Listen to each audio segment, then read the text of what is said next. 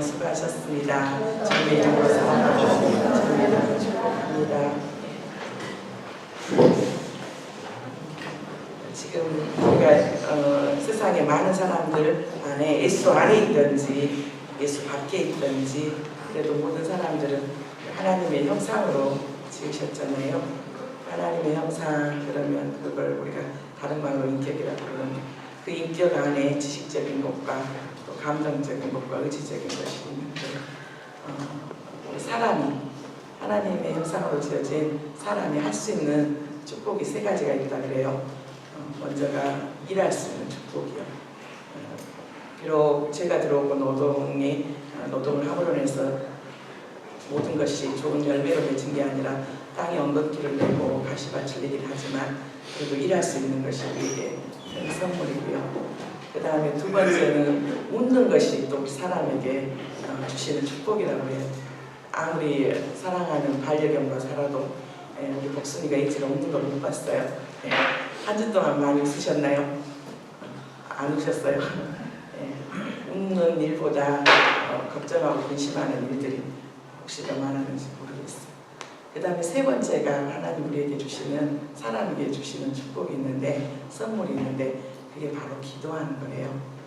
이 기도가 다른 많은 종교들에서도 기도를 해요. 많은 종교들 안에서 기도들은 이렇게 보면 소음성치 비나이다 비나이다 비나이다 비나이다라고 하는데 우리 예수 그리스도를 믿는 우리에게 있어서 기도는 호흡과도 같잖아요. 생명, 호흡. 우리가 호흡하지 않으면 죽잖아요. 숨을 쉬지 않으면 죽은 것처럼 바로 기도는 생명의 호흡인데 바로 예수님을 통해서 우리에게 말씀을 주시고 그리고 그 약속하신 신실한 말씀을 붙잡고 예수님의 능력의 힘을 의지하고 나아가는 것이 기도죠. 그게 다른 종교들하고 근본적으로 차이가 있는 기도입니다.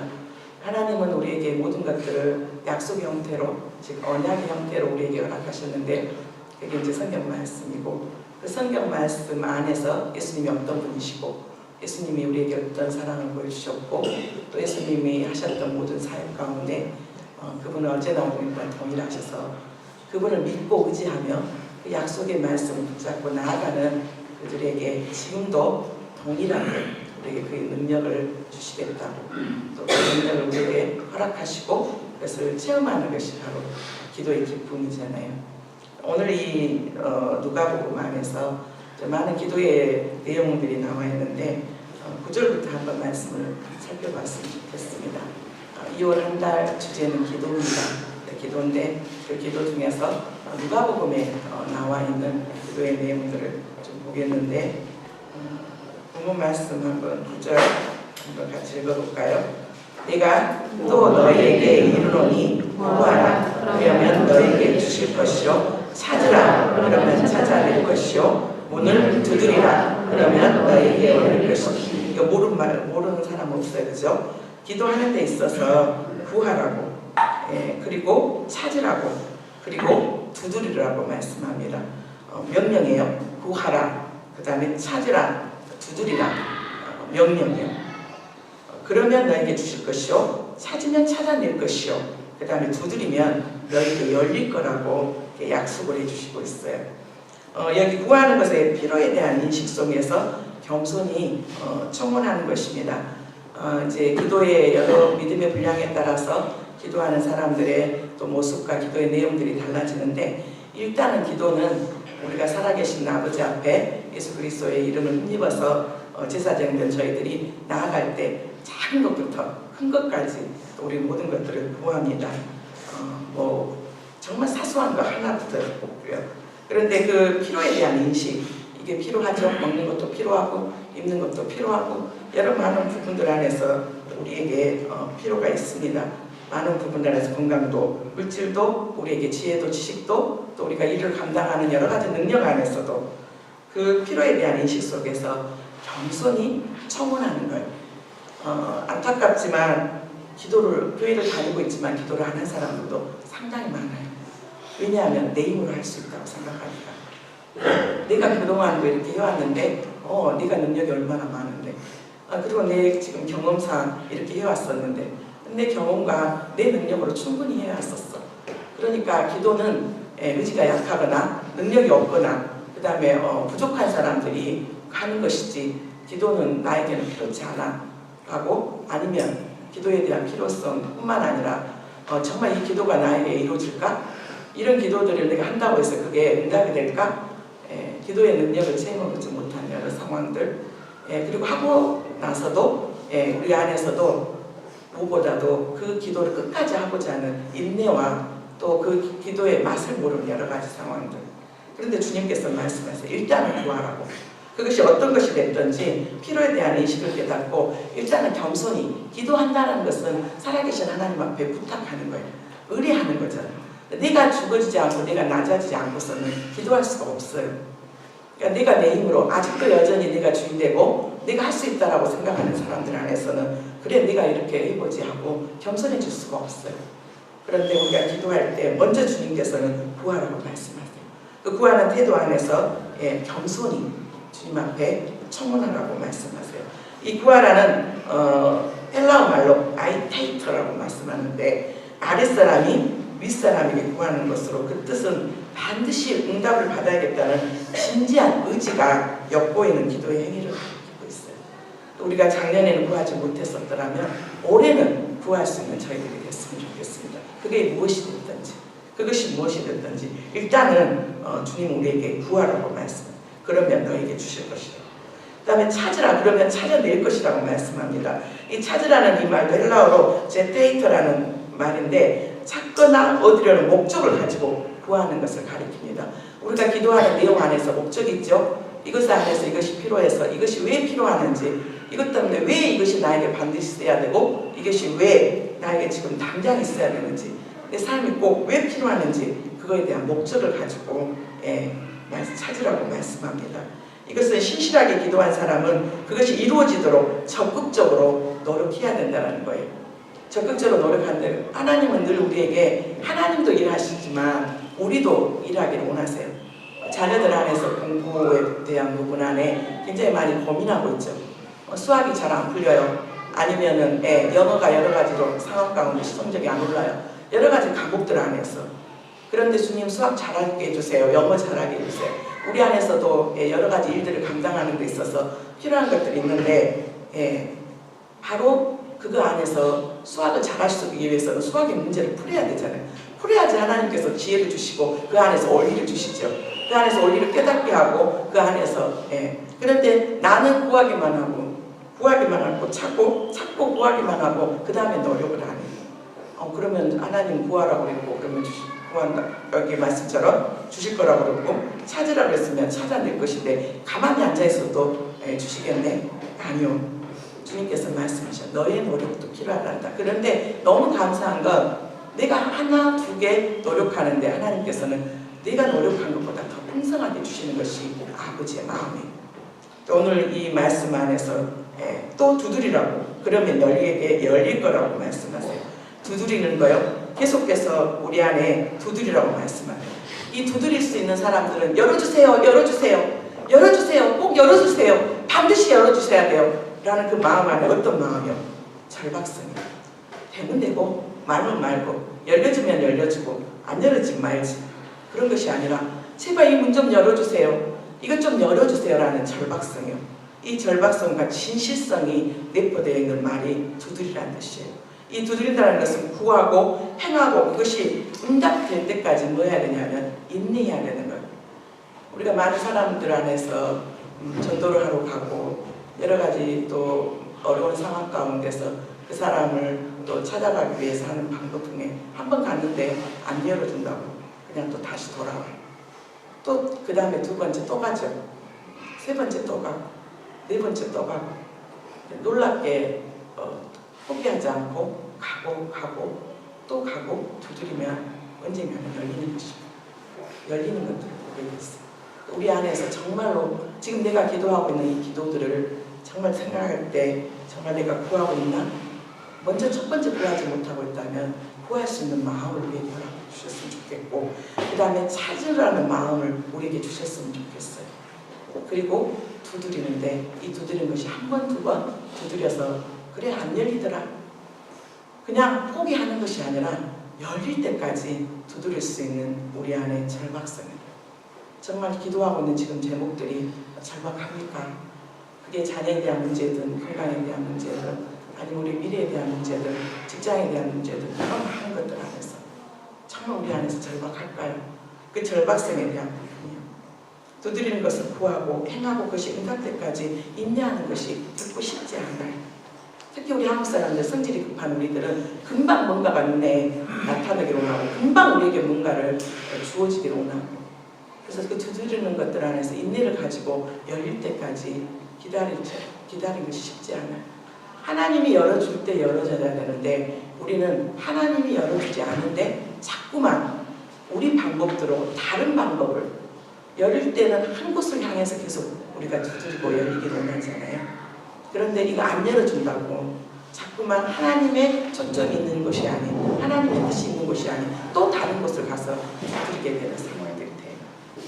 그러다 보면 놀랍게 정말 열려야 될 곳들이 열리지 않고 정말 차선책으로 아니면 열려지지 말았으면 좋겠던 것들이 또 열려지는 상황들이 있어요. 우리가 구하고 찾으라 두드리라 이 동사는 모두 현재 명령으로 되어 있어요. 명령이요. 구해라, 찾으라, 두드리라, 이 모든 것들이 지금 하라고 우리에게 명령하고 있는데 이 기도 응답의 확실성을 가지고 계속 구할 것을 강조하고 있어요. 10절에 뭐라고 약속했죠? 같이 읽어볼까요? 구하는 이마다 받을 것이요, 찾는 이는 찾아낼 것이요, 두드리는 이에게는 열릴 것이다. 예, 9절에 정말로 그 말씀을 붙잡고 구하고 그 다음에 찾고 두드리게 되면 구하는 이마다 받을 것이요, 찾는 이가 찾아낼 것이요, 두드리는 이에게 열릴 거라고 말씀하셨어요. 약속이에요. 근데 우리가 구하지 못했어요. 이런 것까지 구해야 되나? 내가 왜 구해야 돼? 예, 찾는데 찾다가 안 보일 것 같으면 금방 포기해버리고, 두드리는 상황 가운데서도 열릴 때까지 인내를 가지고 두드리지 못하고 오히려 다른 곳을 또 향해서 또 여기 두드렸다가 저기 두드렸다가, 늘 하나님의 명령과 하나님의 약속은 일치돼요. 그리고 하나님은 아주 명쾌하세요. 복잡하지 않으세요. 선악을 알게 하는 나무의 실과를 먹는 날 너희는 반드시 죽는다. 먹지 마라. 그러면 결과 죽는다. 하나님의 말씀은 늘 아주 명쾌하고 아주 분명하게 우리에게 말씀하세요. 사단은 먹어도 되고 만져도 되고 줄까 하노라 그렇게 불확실하게 우리를 미혹하고 혼미케 그리고 우리를 헷갈리게 하지만, 하나님은 정확하고 분명하게 명령하시고 반드시 그 명령에 대해서 정확한 답을 주세요. 뭐라고 말씀하시냐는 것처럼 구하는 이마다 받아, 그리고 찾는 이가 찾아낼 거야, 그리고 두드린 이에게는 반드시 열릴 거야. 이 하나님의 명령과 약속은 늘 일치가 돼요. 행동과 인내가 동반된 기도는 반드시 응답되리라는 정직적인 논증에 의해서 하나님께서 그 뜻을 더 우리에게 심도 있게 강화시켜 주는 것을 볼 수가 있어요. 그래서 우리는 기도에 대한 응답의 약속, 정말 내가 간구할 때, 내가 간절한 마음으로 주님 앞에 구할 때 반드시 주님은 응답하시겠다고. 그런데 우리가 기도를 할 때 대부분 보면 잘 나가고 내 힘으로 할 때는 우리가 기도 안 해요. 그죠? 나에게 어려움이 있는데도 안 한 사람도 있더라고요. 정말 지금 물에 빠져가고 있는데, 정말 그 속으로 들어가고 있는데도 불구하고 기도하지 않는 그런 상황들도 보게 돼요. 얼마나 마음이 아픈지 몰라요. 그럼에도 불구하고 내가 지금 기도해야 될 때이다. 내가 지금 환난 날이다. 이 환난 날이기 때문에 기도하지 않으면 안 된다라고 그렇게 붙잡고 기도하는 자에게는 은혜가 있는 것 같아요. 그 환난 날에 정말 주님 앞에 기도하고 하나님 앞에 부르짖을 때 하나님은 반드시 건지시겠다고 약속하셨어요. 오늘도 약속해 주시잖아요. 구하는 이마다 받을 거라고, 그리고 찾는 이가 찾아낼 거라고, 두드린 이에게 열릴 거라고 말씀하시고, 그러면서 정말 응답이 없을 때는 정말 때로는 우리 안에서 자주도 되고 낙담도 되지만 그래도 끝까지 하나님의 말씀 붙잡는 거예요. 그래 주님께서 말씀하셨지, 두드리라고, 구하라고, 찾으라고, 구하고 찾고 두드리면 반드시 주시겠다고 약속했잖아. 또 우리가 또 되새기고 또 말씀 안에서 선포하는 거예요.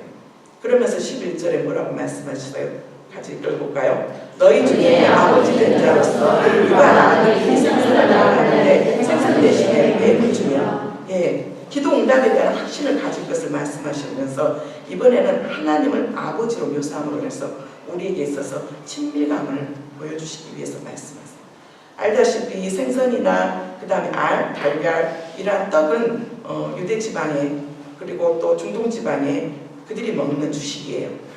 이와 같은 필수품을 요구하는 아들에게 아무리 약한 세상의 아버지라도 뱀과 같은 악한 것을 대체해 줄 자는 없어요. 그렇죠? 아무리 우리 육신의 부모가 연약하고 육신의 부모가 정말 우리에게 존경받지 못한 그런 아빠고 그런 엄마라 할지라도 자녀가 이걸 달라고 하면 나쁜 것을 줄 육신의 부모가 어디가 있어요? 그런 부모가 어디가 있겠습니까?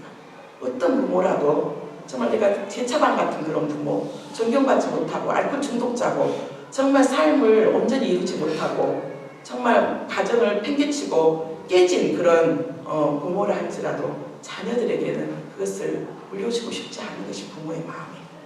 자기는 이렇게 실패했지만 나는 이렇게 좌절했지만 자녀만큼은 그런 삶을 살기를 원하지 않는 것이 육신의 부모예요.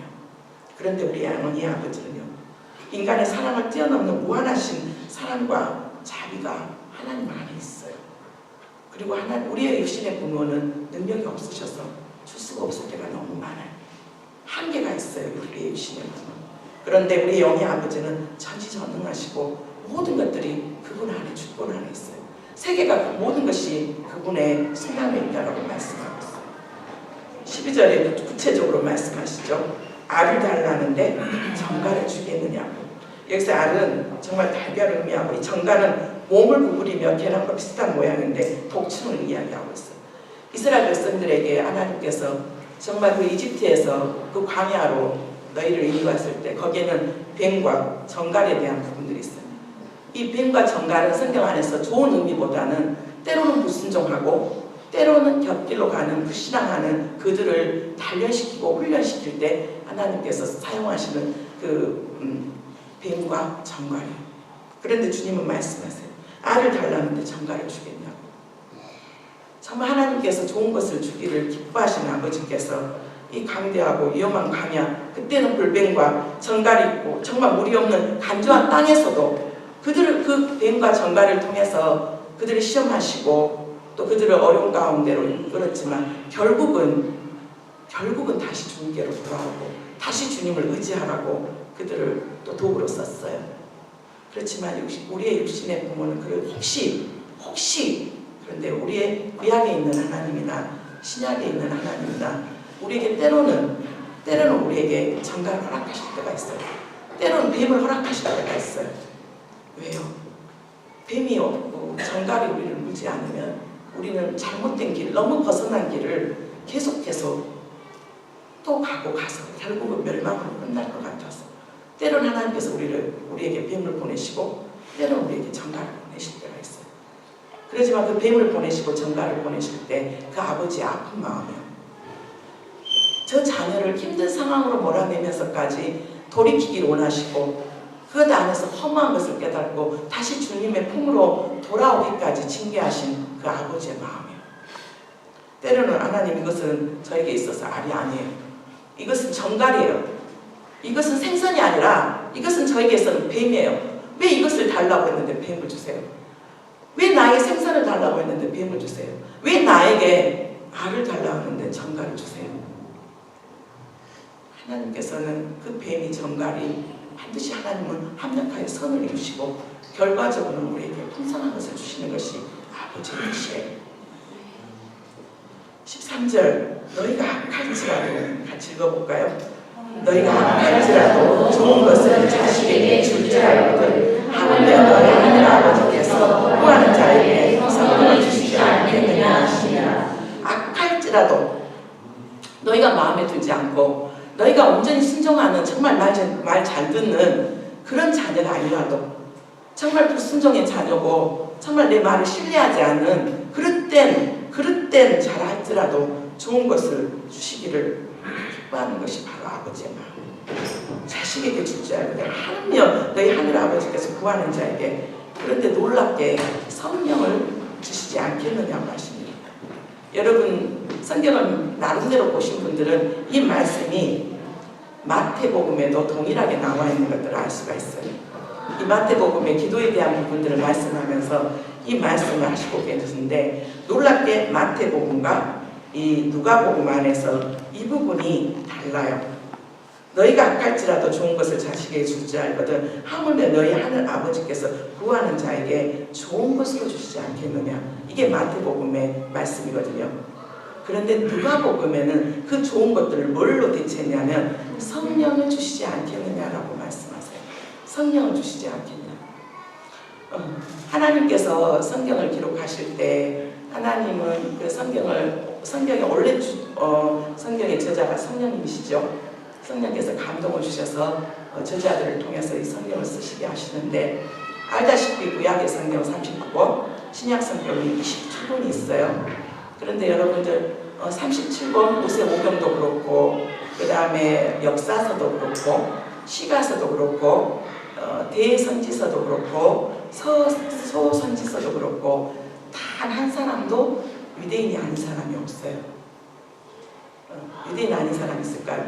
말씀을 전하는 대상들이 때로는 우리가 잘 알고 있는 요나는 느느웨 성을 향해서 말씀하셨죠. 나훔도 그렇고, 이방 민족에게 대상으로 그 말씀을 전하는 그런 내용들은 있지만 한결같이 창세기부터 시작해서 말라기서까지 다 유대인들이에요.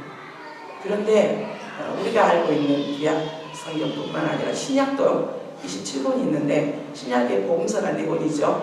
마태, 마가, 누가, 요한. 이 마태는 세리이고 예수님이 직접 세우신 제자예요. 마태의 다른 이름은 레이잖아요. 레위. 유대인이에요. 마가 베드로의 수석 비서 역할을 쓰면서 사도 바울의 생질이에요. 마가도 누구예요? 유대인이에요.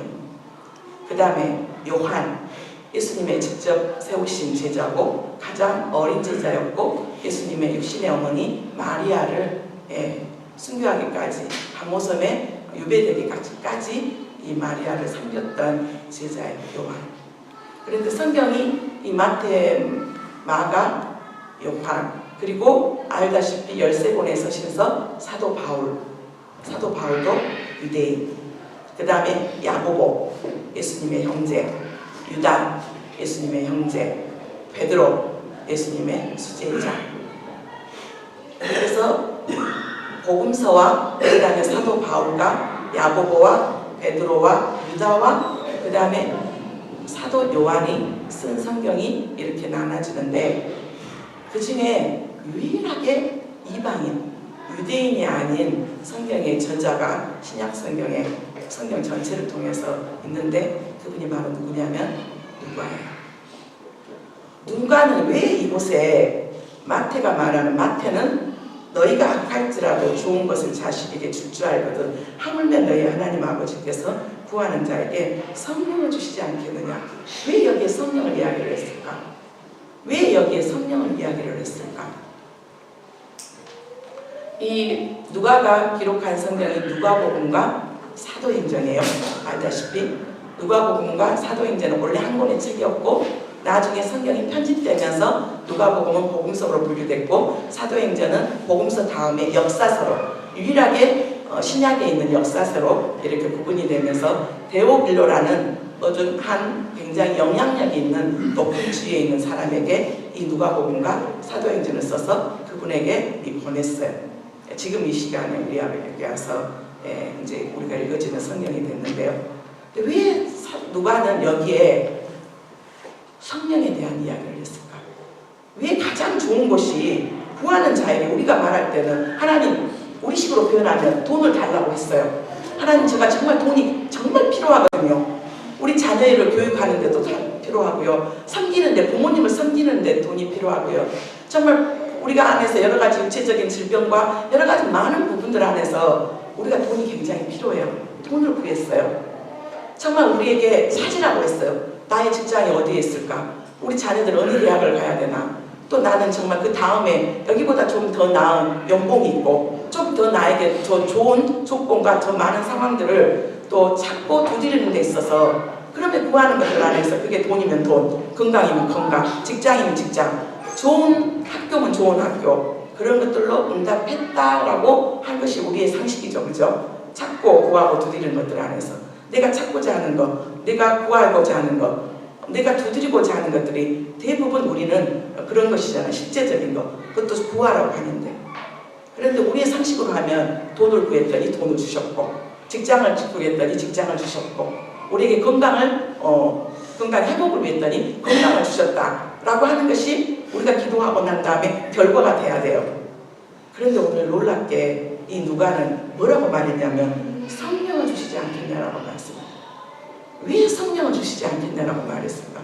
나에게서 돈이 필요하면 돈을 주셔야지. 나에게 일자리가 필요하면 다른 많은 어마어마한 조건이 있는 지금보다 훨씬 더 연봉도 많고 정말 나를 대우해 줄 수 있고 나를 알아봐 줄 수 있는 나를 인정해 줄 수 있는 그것을 줘야지. 그걸 허락해야지. 우리 자녀들도 그것이 우리에게 있어서는 최고의 것의 응답이라고 생각하는데 놀랍게 누가는 성령이라고 말합니다. 성령. 왜 그럴까요? 우리는 정말 이 성령을 먼저 내 안에서 성령을 내가 선물로 받았나? 내가 정말 성령에 살았냐라는 것을 조금 다시 한번 먼저 점검할 필요가 있어요. 정말 예수 그리스도를 믿고 내가 그동안 정말 내가 주인되고 하나님처럼 정말로 자아 숭배 사상에서 내가 옳다라고 생각하고 내가 주인된 삶 가운데서 사단의 종노릇하며 살았던 내가 나를 위해서 십자가에서 죽으시고 끝없이 나를 용서하시고 끝없이 나를 사랑하시고 나를 위해서 피 흘려 죽으시고 다시 부활하셔서 나에게 두 번째 생명을 주신 그 예수 그리스도가 이제는 나의 진정한 주인이십니다. 내가 그동안 내가 주인된 삶, 내가 좋다라고 육체적인 삶 가운데서 방탕하고 정말 음란하고 정말 수근수근거리고 그 육체의 일들을 하면서 살았던 나의 모든 삶을 이제는 십자가에 죽고 내가 다시 예수를 나의 주인으로 주님을 나의 주인으로 영접하겠다라고 그것이 회개잖아요. 회개가 다른 것이 회개가 아니라 정말 흑암의 권세 아래 있었던 나를 이제 내가 예수 그리스도를 믿음으로 말미암아 이제 나를 바로 그 사랑하는 아들의 나라로 옮겨주시고 소속을 바꿔주시고 나의 주인이 사탄이 아니라 내 육신이 아니라 주님이 나의 주인이라고 고백하는 그들에게 성령을 선물로 주신다고 말씀하셨어요. 누가는 이방인이었어요. 이 성경의 많은 저자들 마태나 마가나 요한처럼 정말로 그 어릴 때부터 그 조상 때부터 너희를 구원할 구원자가 아브라함과 다윗의 후손으로 이 땅에 올 것이고 그 구원자는 유대인이야. 그러면서 그 메시아에 대한 소망을 듣고 어릴 때부터 귀에 딱 찌가 들을 정도로 바로 모세 오경을 듣고 암송하고 토론하며 그렇게 살았던 자들이 바로 마태였고 그 다음에 마가였고 요한이었어요. 그런데 누가는 예수님에 대해서 메시아에 대해서 들어보지도 못했고 이방인이에요. 이방인. 우리와 같은 우리나라 고조선의 여러 많은 역사 가운데 그때 우리는 예수님에 대해서 알지도 못했어요.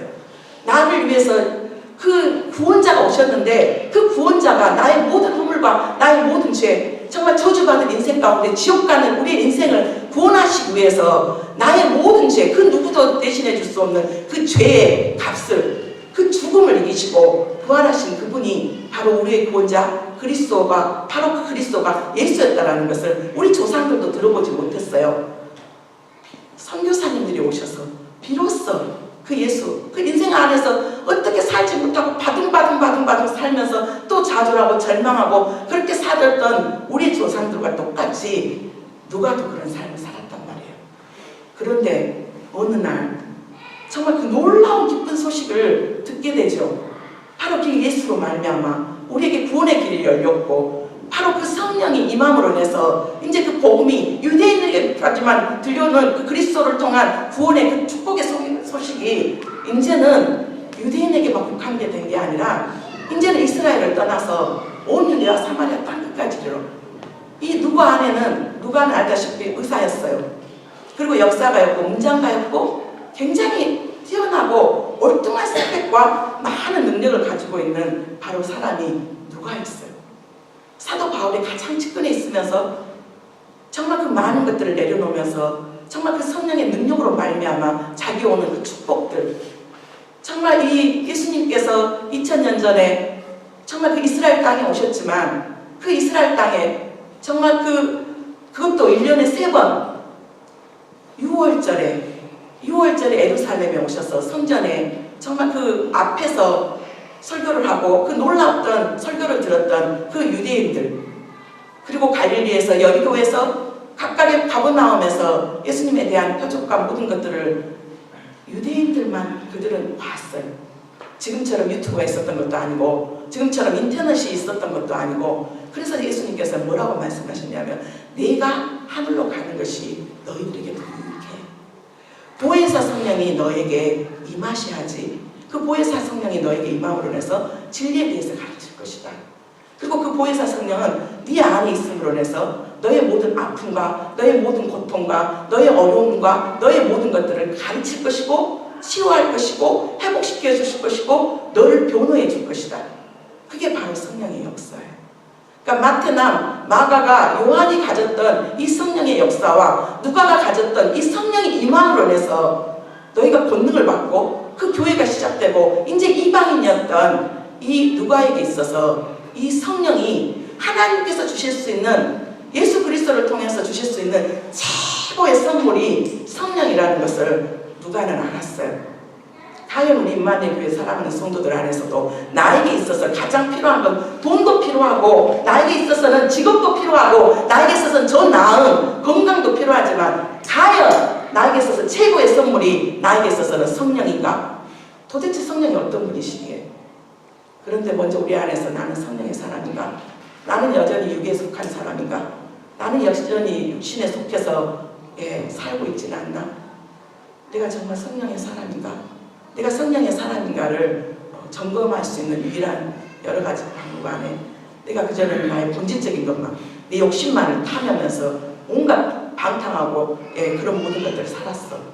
그런데 그전에는 그렇게 살았던 것들이 나 안에 죄책감도 오지 않았고 나에게 그런 것들이 왜 세상 사람들도 그렇게 사는데, 그런데 언젠가부터 그렇게 살면 안 되겠다라는 마음들이 오고 예수가 도대체 내가 예배드리고 있는 그 예수가 도대체 어떤 분이시고 도대체 이 예수에 대해서 그 진리 가운데로 좀 알기 위해서 성경이 좀 궁금해지고 성경을 좀 보고 싶은 마음이 좀 생기고 하나님 나에게 어떻게 살라고 하는 것이 맞나? 그전에 예배 자리가 진짜 지겹고 너무 힘들고 따라가자 그러면 억지로 따라왔는데 어느 순간부터 발걸음이 예배 자리에 오게 되고 어느 순간부터 절대 용서되지 않았던 사람들이 조금씩 용서가 되고 절대 나에게 사랑이 되지 않았던 나한테 잘한 사람들은 충분히 잘할 수 있어. 근데 나에서 뒤에서 멸시하고 조롱하고 나를 욕한 사람들은 절대 용서할 수도 없고 사랑하지도 못했는데 점점점 용서의 마음이 생기고 사랑하는 마음이 생기고 예배의 자리가 궁금해지고 그 다음에 무엇보다도 예수님에 대해서 조금 더 알아주고 싶고, 그러면 이미 약하지만 나는 이미 성령이 내 안에서 일하고 있는 거예요. 그때는 무슨 죄를 지어도 양심의 가책도 없었어. 그런데 내가 자꾸만 남에 대해서 흉을 보고 그 분노를 하고 나면 내 마음에 평강이 깨지고 내 안에서 기쁨이 사라지고 내 안에서 이러면 안 되겠는데, 내가 믿는 사람으로서 이렇게 살면 안 되겠는데 라는 그런 것들이 내 안에서 계속해서 고백되어지고, 그러니 이미 내 안에 성령님이 계시는 거예요. 그런데 왜 도대체 이 성령님께서 왜 이 누가는 성령이 도대체 어떤 일을 하시게 가장 최고의 것들 안에서 성령을 주시겠다고 말씀하셨고요. 이 로마서 8장 26절 27절 한번 우리가 기도할 때 어떻게 기도해야 될지 모를 때가 많잖아요. 그죠? 어떻게 기도해야 될지 모를 때 정말 기도하는 것도 훈련이고 뭘 기도해야 될지 모를 때 여러분 가장 완전하고 완벽한 기도는 주기도문이에요. 내가 어떻게 기도해야 될지 모르고 이제 임마누엘 교회에서 돌아오는 월요일부터 지금 제1차 특별 새벽기도를 한다는데 이번 제1차 특별 새벽기도는 조금 기도를 더 많이 하려고 해요. 기도를 좀 많이 했으면 좋겠다는 의견이 있어서요. 기도를 더 많이 하려고. 그런데 기도 훈련 안 해본 사람은 1분도 기도하라 그러면 다 끝나. 5분 하라면 너무 길어. 15분 여기서 우리가 일주일 동안 살았던 것들 안에서 돌아보고 그 다음에 예수 그리스도의 은혜를 다시 생각하며 오늘 예배를 드릴 때 정말 내가 좋은 밭이 되고 예배 드리는 모든 우리의 상황들이 하나님 앞에 기쁨이 되고 영광이 되기 위해서 15분 기도하는 거 쉽지 않아요. 정말 쉽지 않아요. 그래서 어떻게 기도해야 될지를 몰라. 그런데 정말 기도가 안 나오고 어떻게 해야 될지 모르면 가장 완전한 기도, 그게 뭐라고요? 주기도문이요. 주기도문을 다시 그 말씀을 상고하고, 그래서 주기도문 강의도 했었잖아요. 하늘에 계신 우리 아버지, 그 의미가 뭐 어떤 의미고, 일용할 양식, 나에게 하루 한 끼만 먹는 게 아니라 나는 10사람을 먹이고 싶어요. 나는 100사람을 먹이고 싶어요.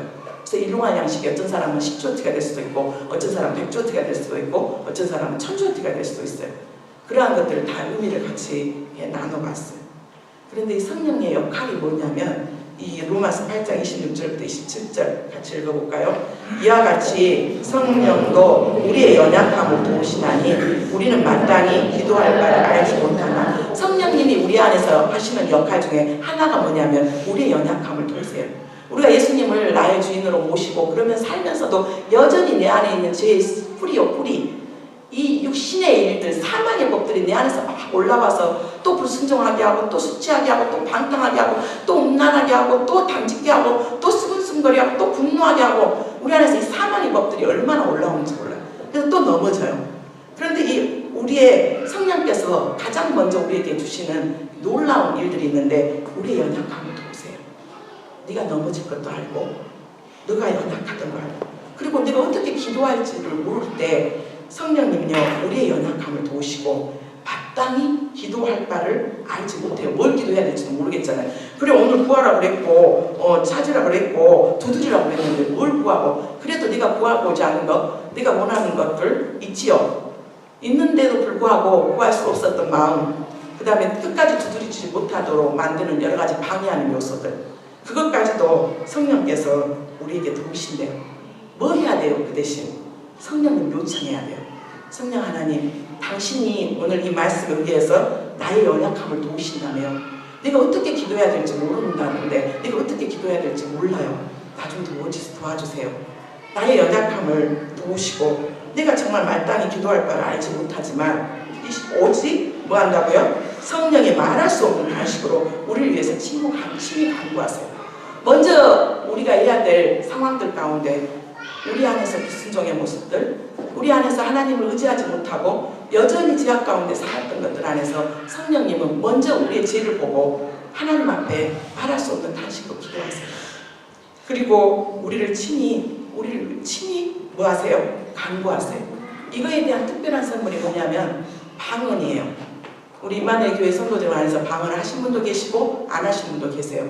성령의 세례, 성령의 침례를 받고 방언을 허락하신 분도 있고 허락하지 않는 분도 있어요. 근데 우리 성도님들 안에서 조금 은사는 교회의 덕을 위해서, 특히 방언은 나와 하나님과 영적인 영으로 기도하는 것이기 때문에 이 은사가 우리 성도들한테 있었으면 좋겠고, 있는데도 불구하고 기도하지 않는 분들은 기도하도록 하시고, 방언 안 해도 더 확실한 기도는 말씀 붙잡고 하는 기도. 오늘 주님께서 오늘 본문 말씀으로 가죠. 구하라고 그랬고 찾으라고 그랬고 두드리라고 그랬으니까 자꾸 구하고 두드립니다. 그런데 더 중요한 것은 성령을 주신다고 했으니까 성령님께서 내 안에서 나를 도와주시고 나를 위해서 기도해 주신다고 말씀하셨어요. 27절 마음을 살피니가 성령의 생각을 아시나니 이는 성령이 하나님의 뜻대로 성도를 위하여 간구하세요. 우리가 기도하는 내용이 하나님의 뜻에 합당하지 않을 수가 있어요. 하나님은 이걸 구하라고 하는데 이것이 먼저 우선순위라고 하는데 우리가 몰라요. 우선순위가 뭔지도 모르고 어떻게 해야 될지도 모르고.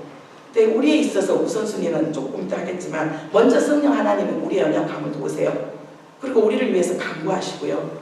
그 다음에 우리를 위해서 우리가 기도하지 않을 때도 말할 수 없는 탄식으로 하나님 앞에 기도하신 분이에요. 그리고 우리 예수님 지금도 하나님 보좌 우편에서 기도하고 계시고 내 안에 계신 성령이 주님을 주님께 나를 위해서 간구하신 분이에요. 그러면서 이 성령의 사역 가운데 그리고 기도에 있어서 우리가 기도를 하는데 왜 기도가 응답이 안 될까? 왜 이제 기도에 대한 기도를 한다라는 전제 조건 안에서 왜 우리가 기도를 해도 기도가 응답이 안 될까? 왜 기도가 이렇게 더디고 응답이 안 될까 할 때 좀 점검이 필요해요. 점검이 필요하는데 이 성령의 사역과 함께 보는 점검인데요. 첫 번째가 뭐냐면 우리가 기도할 때 무엇보다도 기도해야 될 때 하나 되는 거예요. 연합이요. 가정 안에서 부부가 기도하죠. 자녀 안에서. 분명히 가정 안에서 필요한 것들이 있어요. 교회는 그렇지 않나요? 교회 안에 우리도 필요한 것들이 많아요. 예배당도 필요하고 우리의 단독 건물도 필요하고 또 함께 일할 지체들도 필요하고 또 전도의 문이 열려지는 것도 필요하고 여러 가지 많은 것들이 필요한데 그 기도하기 위해서 우리가 그 기도가 응답되기 위해서 첫 번째로 점검하고 또 점검하고 또 점검해야 될 게 뭐냐면 연합이요. 하나됨이요. 에베소서 2장 18절 말씀이에요. 이는 같이 읽어볼까요? 이는 그런 말이 아니라 우리 둘이 한 성령 안에서 아버지께 나아감을 얻게 하시니라. 우리 늘 기억해야 돼요. 하나님이 응답하실 때 야 너희들 수천 명, 수백 명 모여가지고 기도해. 내가 너희들이 한 수천 명, 수만 명이 모여가지고 기도할 때 내가 응답할게. 그렇게 절대 약속하지 않았어요. 하나님 뭐라고 말씀하셨어요? 두 사람이 합심하여 기도할 때 하나님께서 응답하는데 그 두 사람이 어떤 마음으로? 성령 안에서 하나됨으로. 성령 안에서 하나됨으로. 왜 우리 집에 기도가 응답이 안 될까? 왜 우리 교회가 응답이 안 될까? 할 때 서로를 원망하고 하나님 우리 기도 안 들어주신가 보다. 그리고 기도 지쳐서 안 하겠다. 왜 저 사람 기도는 잘 들어주는데 왜 나에게 기도를 안 들어줘? 하고 할 때 첫 번째 우리 안에서 점검할 게 뭐냐면 우리 둘이 한 성령 안에서 아버지께 나아가고 있는가요? 아내와 남편이 한 성령 안에서 한 마음 돼서 말씀 붙잡고 함께 기도하고 있는가? 아내는 저 생각, 남편은 저 생각, 자녀는 이 생각하고 있는데 절대 그 안에서 왜 그렇게 응답된다 할지라도 그 응답으로 말미암아 저 길로 여기로 가요. 절대로 그 결과 안에서 좋은 것들을 이룰 수가 없어요. 하나님의 원리예요. 너희가 기도할 때 우리 둘이 한 성령 안에서 아버지께 나아감을 얻으라고. 이게 기도 응답받는 첫 번째 우리 안에서 주시는 성령 안에서의 사역이에요. 임마누엘도 마찬가지죠. 왜 그렇게 몇 년 동안 10년 가까이 예배당을 위해서 기도하고 하나님이 금돈도 내 것인데 왜 내가 너희에게 주지 않겠냐고. 왜 주시지 않았을까요? 이 말씀에 비춰보면 우리는 한 성령 안에서 연합하지 못했어요. 한 성령 안에서 한 마음으로 하나님 앞에 나아가지 못했어요. 그래서 우리가 기도해야 될 게 성전 건축을 위해서 같이 모여보자고 그랬는데 하나님께서 아직 아니다라고 말씀. 아직 아닌데 그게 뭐 아직 아닌 것이 뭐냐면 너희들 안에 먼저 중진들 안에 너희 재직들 안에 같은 마음이 아니야. 마음이 쪼개져 있고 갈라져 있고 상하 있고 상이 있어. 먼저 그것을 위해서 기도해. 한 성령 안에서 우리가 한 마음으로 하나님 앞에 나와. 교회 기도뿐만이 아니에요. 가정 안에서 하나님께서 주신 자녀와 부모 안에서도 같이 합심해서 기도할 때 남편과 아내와 남편이 회사 안에서도 아무리 우리 회사가 오너가 예수를 안 믿는 사람이라 할지라도 영적인 축복은 하나님께서 하나님을 믿는 사람을 통해서 주세요. 그러면 적어도 왜 신우회가 생기나요? 우리 회사를 위해서 한번 같이 기도해볼까? 우리 같이 이 회사를 위해서 기도하자. 너무 어렵고 힘든 상황 가운데 있는 회사들 안에 언제 부도가 일어날지, 어떤 상황 가운데 합병이 될지, 어떤 상황 가운데 어떻게 될지 아무리 대기업별할지라도 여러 가지 정치적인 상황과 세계 경제상의 상황이 있지만 배후 안에 영적인 하나님의 주권이 있단 말이에요. 그러면 우리가 같이 기도하자. 그래서 신우회가 생기는 거잖아요. 오너가 그 회사가 어떤 가치관과 어떤 것들 안에서 이룰다 할지라도 하나님께서 말씀하시는 연합되며 그럼 우리가 기도할 때 하나님 우리가 연합되게 해달라고. 한 성령 안에서 정말 우리 둘이 한 성령 안에서 나아갈 수 있게 해달라고. 그래서 자녀의 문제가 있다면 적어도 부부가 같이 기도해야 되고 적어도 자녀 아픔이 있다면 그 자녀와 함께 눈물 흘리면서 같이 기도해야 돼요. 그 다음에 두 번째가요, 거룩하시며 구별이요. 데살로니가후서 2장 13절 말씀 함께 읽어볼까요? 주께서 사랑하신 형제들아, 우리가 감사한 너희에게 말하여 만일 하나님께 감사할 것은 하나님이 처음부터 너희를 택하사 성령의 거룩하게 하심과 진리를 믿음으로 구원을 받게 하심이라니. 우리가 기도하는 데 있어서 가장 막는 게 뭐예요? 죄예요. 하나님으로부터 오는 좋은 것들을 막는 것이 우리의 죄의 불순종이거든요.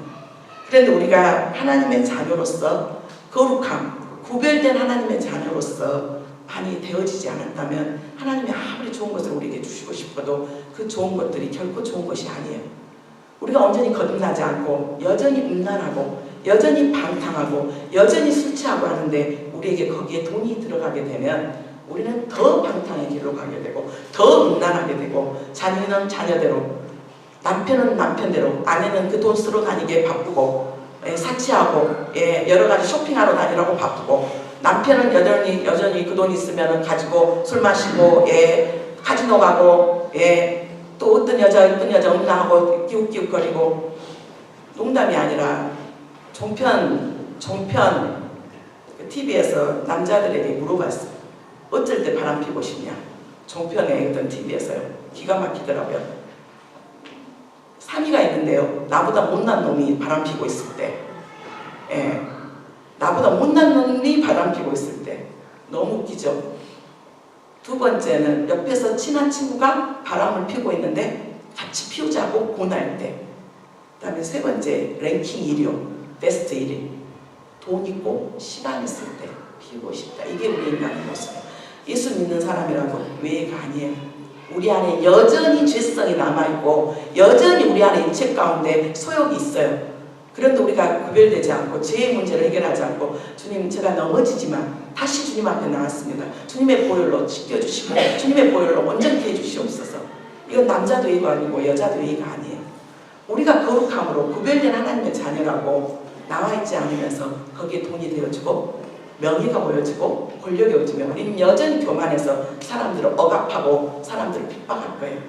여전히 내가 누군데, 내가 법인장이 됐고, 내가 회사 사장이 됐고, 내가 누군데 하면서 사람들을 멸시하고 천대하고, 종다리로시 다루는, 내 인격이 예수 그리스도 안에서 성령 안에서 깨어지지 못하고 내가 구별되지 못하고 거룩함으로 나아가지 않는데 그 돈이요, 그 명예요, 그 권력이요 반드시 영혼을 살리는 데 쓰는 게 아니라 영혼을 죽이고 정말 하나님 나라 확장을 위해서 쓰는 게 아니라. 그 다음에 마지막 세 번째, 이 우리가 기도하는 이 기도의 내용이 정말 하나님께 영광이 될 것인가. 내가 이것을 왜 달라고 하는데, 이 만약에 응답이 왔었을 때 이것이 하나님의 기쁘신 뜻에 영광이 되겠는가. 세 번째, 하나님의 기쁘신 뜻을 이루게 하는가. 빌립보서 2장 13절 말씀. 너희 안에서 행하시는 일은 하나님이시니 자기의 기쁘신 뜻을 위하여 너희에게 손을 두고 행하게 하시나니. 정말 영적으로 깨어있는 자들은 이 기도가 하나님께서 기뻐하지 않는 거야. 기도를 하는데도 계속 기쁨이 없어. 계속 기도를 하는데 하나님께서 막아. 하나님께서 이 기도가 아니다, 이 내용이 아니다라고 하나님께서 영감을, 영적인 감동을 주시는데 거기까지는 힘들어요. 거기까지 말씀을 통해서 아니다, 내가 그거 원하지 않아, 내가 원하는 건 이거야 라고 할 때. 그런데 적어도 우리 안에서 이것이 나에게 있음으로 인해서 하나님 앞에 영광이 될까, 기쁨이 될까, 그건 알잖아요.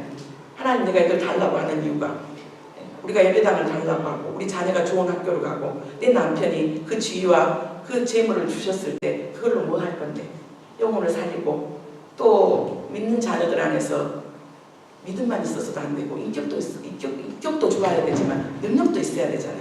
실력도 있어야지 많은 사람들에게 도움도 되고 하나님 앞에 영광도 돌리죠. 그래서 자녀에게 지식도 좀 달라고 하고 자녀에게 더 좋은 직장도 허락하셨으면 좋겠고.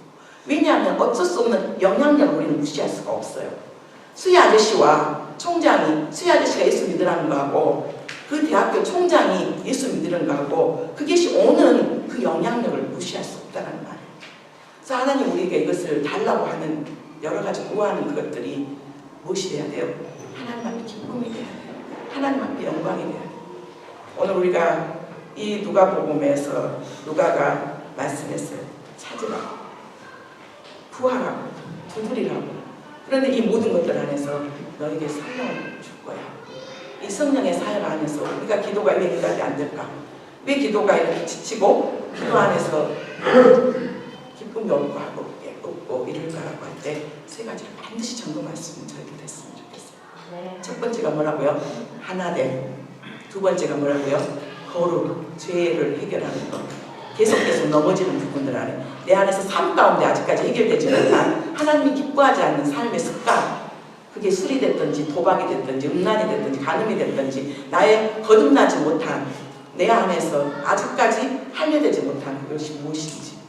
그 다음에 세 번째는 내가 이 구하는 것이 내 의를 드러내고 내 영광을 위해서 내가 이런 사람이 아니라 이 모든 것들이 하나님께서 나에게 주셨고 이 모든 것들이 모든 영광 하나님께 올려드린다라고 하는 그 근본 안에 내 마음 안에 정말 의도와 내 안에 정말 나의 동기가 정말 하나님의 영광인지 아니면 나의 영광인지 이 세 가지가 된다면 왜 하나님께서 약속하신 이 모든 것들을 우리에게 허락하지 않겠어요? 시간 같이 기도하기를 원합니다. 주님.